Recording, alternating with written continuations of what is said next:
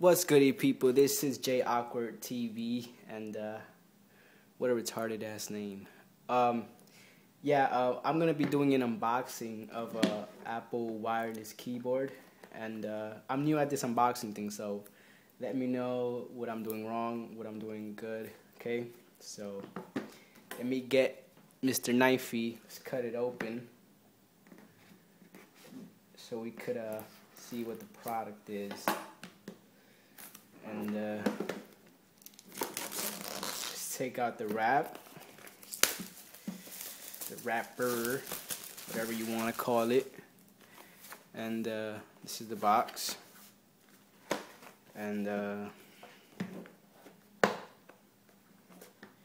me see how to open this. Yo, this shit is mad hard to. Oh, alright, here we go. And what you get in the box is the wireless keyboard. And let's see what else you get in the box. You get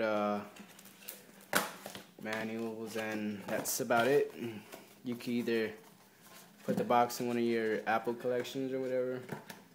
I usually do that. Yeah, whatever. Yeah, this is the product. It's very light. It has the whole keyboard. Not the whole keyboard, but it has the one that your Mac has. If you have a MacBook Pro, that is. And let's take it out.